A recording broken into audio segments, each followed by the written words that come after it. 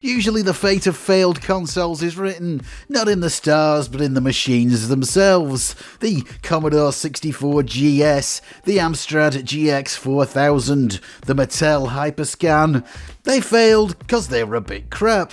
But then there's the NEC Super Grafx. Released in 1989, it was a dismal failure, selling only 75,000 units and only saw 5 dedicated games. But it really wasn't crap. Despite looking like a Borg drone's underpants, it was amazing. It had loads of potential and must be one of the biggest missed opportunities in gaming history. In fact, when you mix it with another NEC product, it becomes something pretty exceptional, but I will get to that.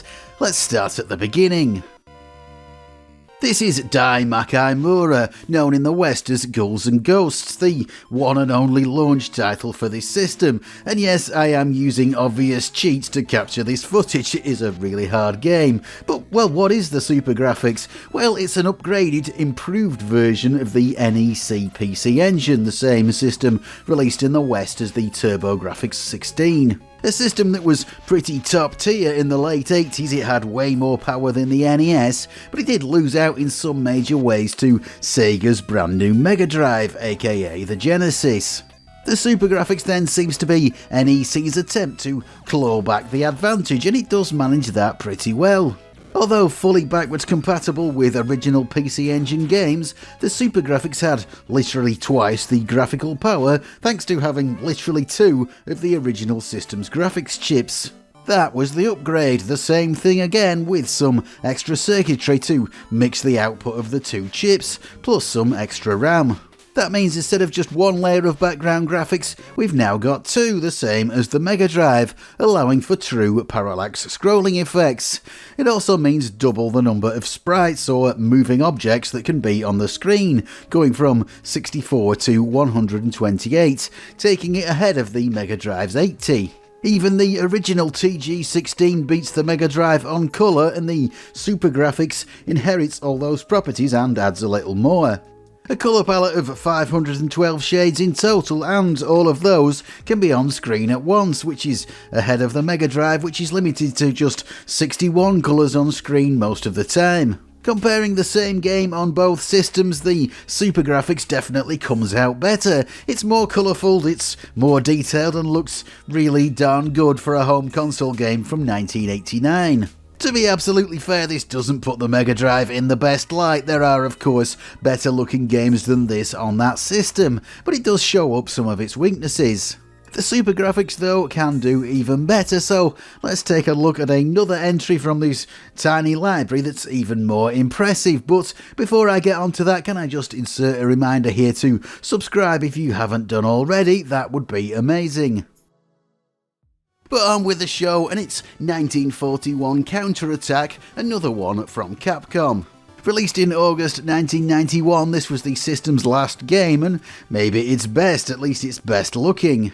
A beautiful old school shooter all the way through, with insane amounts of action, the screen bursting with enemies, bullets and assorted scenery. But the console doesn't seem to struggle at all. If it ever dips below 60 frames per second, I didn't notice it. But that is one criticism that a lot of sources seem to have for the Super Grafx. They'll tell you that its lowly 8-bit CPU was just not enough to handle its 2 custom graphics chips, but I'm not sure that's true. It does have an 8-bit CPU, that is correct, the same as the original TG16, a variant of the MOS 6502, especially created for the system. Based on the massively popular chip that appeared in the NES, the C64 and many others, it's souped up with a few extra features and a much higher clock speed of just over 7 MHz in its fastest mode. That must be, though, much slower than the Mega Drive's mighty Motorola 68K, a true 16-bit chip clocked at 7.4 MHz. Well, maybe, but it is a bit more complicated than that. These 2 chips are very different and it is hard to compare, but the 6502 can be more efficient. It can do certain things in fewer clock cycles, and in many situations may be faster than the Motorola chip in the Mega Drive. In fact, as I'm editing this, I've come across an interesting benchmark video from a YouTuber called Hagop's Digital Studio. That puts the SuperGrafx CPU well ahead of both what's in the Sega Mega Drive and the Super NES's CPU too, though that second one might not be so much of a surprise. I feel like which is the best CPU might not have such a simple answer when you get down to it. This is such a complex topic, but I don't think that CPU power is what held the SuperGrafx back. None of the existing games seem to be CPU bound, even when they do bring a lot of action to the table like 1941 does. There's so many sprites, so many things on the screen, and not really any frame drops, something you could never guarantee on consoles of this era. In fact, if you want to see what the SuperGrafx CPU can do, well, here is a homebrew 3D demo from someone called this. I will link to their GitHub page below.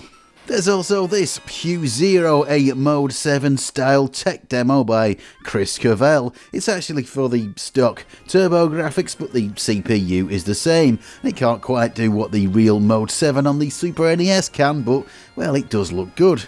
Let's move on again, though, to Aldi NES.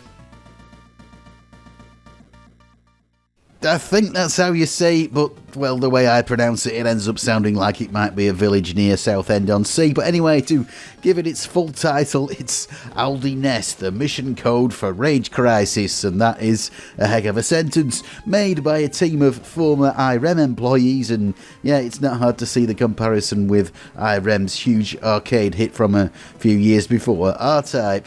This is the other candidate for best looking SuperGrafx game, not that that's a huge field, but it does look really good. It's got some wonderful parallax effects, and this section here is particularly memorable, and giant bosses and all the other stuff you'd associate with classic 16-bit shooters. It's also like 1941, very smooth despite lots and lots of actions, with again lots of sprites, a good number of them generated by the player ship's own ridiculous weaponry.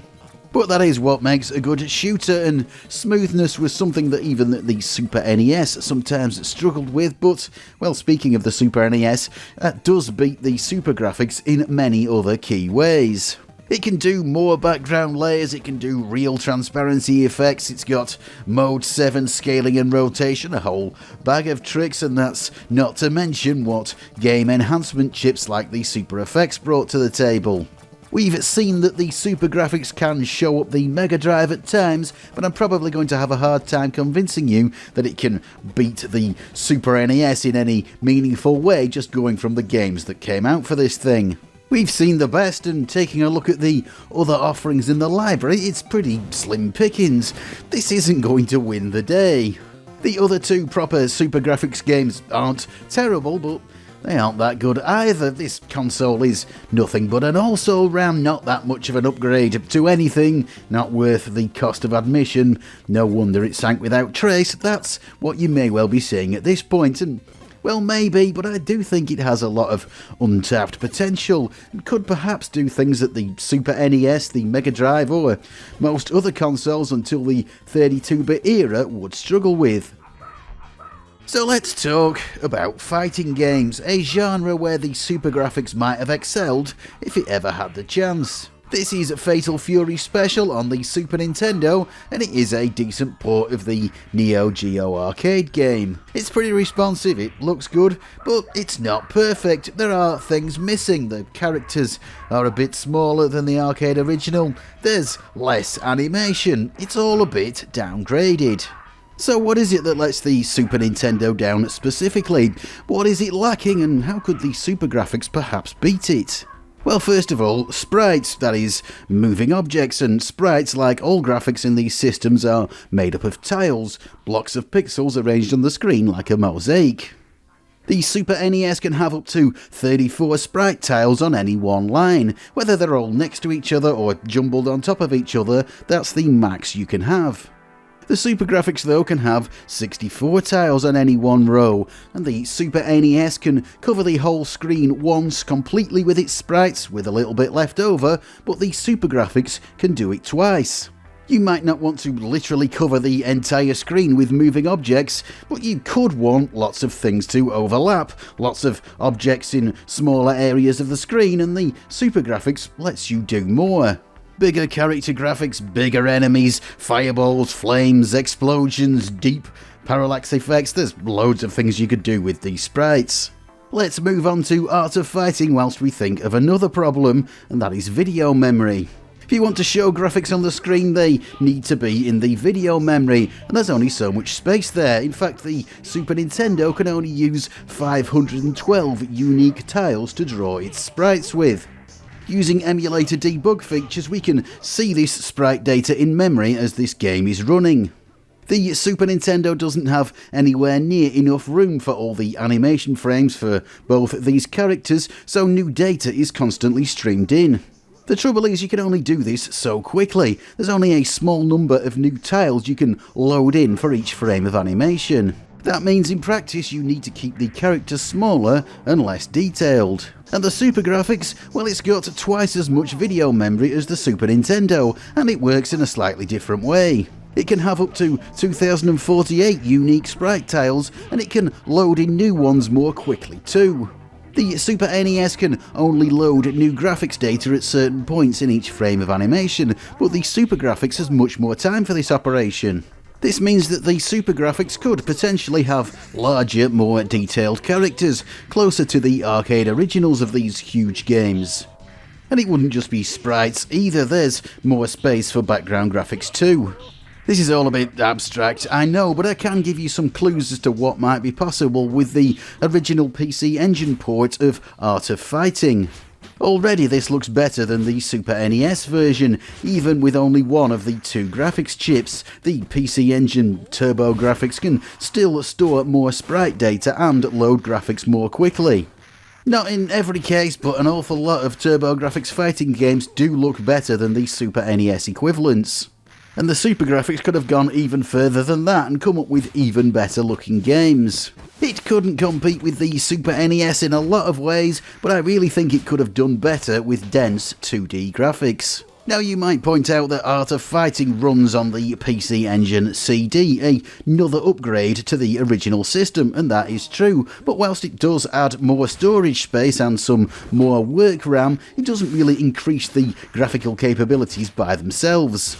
And this is where things get interesting, because the SuperGrafx is also compatible with the PC Engine CD. The same add-on will plug into both consoles.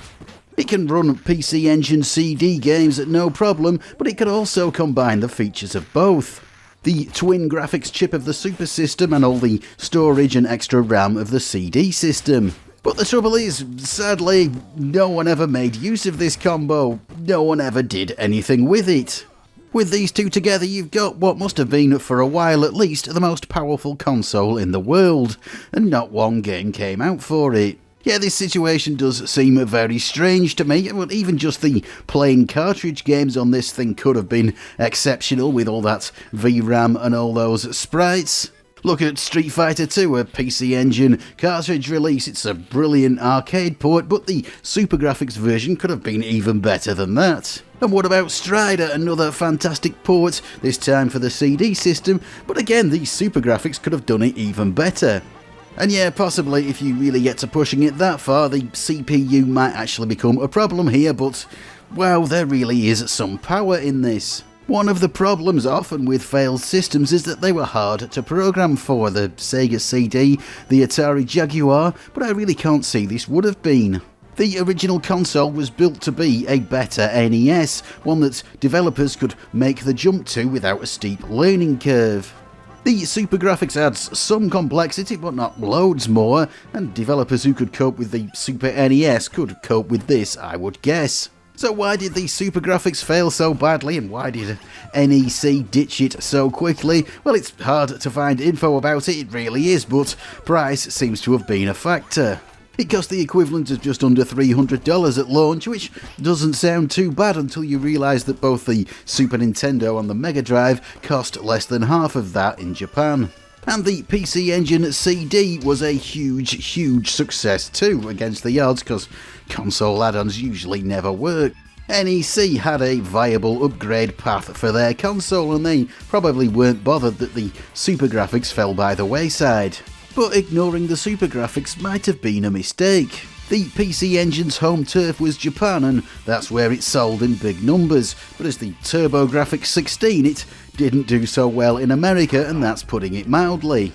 But if NEC had pushed on with the SuperGrafx, maybe trying for a price cut and focused on bringing action games to the system, they might have done better in America and might even have been able to expand into Europe. It might have been the place for really great arcade conversions, the sort of things that sold systems over here, but that never came to pass. Maybe the slightly cheaper but still fairly awesome Junior Neo Geo. So that's the SuperGrafx, an underutilised failure but a major gaming powerhouse that remained so obscure even the company that made it didn't seem to realise it existed.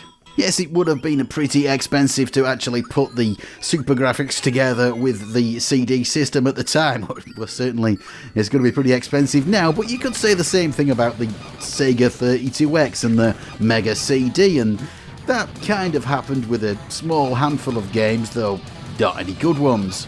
And actually, someone did make one game for the SuperGrafx CD combo, and yes, it's a modern homebrew by developer Nicole Express, who has my endless admiration just for throwing their hat in the ring. It's called Space Ava 201, and I will put the appropriate links down below if you'd like a go on this yourself. It will run on an emulator. It does run on the stock PC Engine too, but the SuperGrafx version is enhanced, and I'm gonna leave this here for now because I might feature this game in another video. But that is the end of this one. Thank you to my wonderful patrons. Thank you as always. If you too would like to join them, there is a link below. That would be great, it really would, and I will say farewell and adieu to you fair Spanish ladies.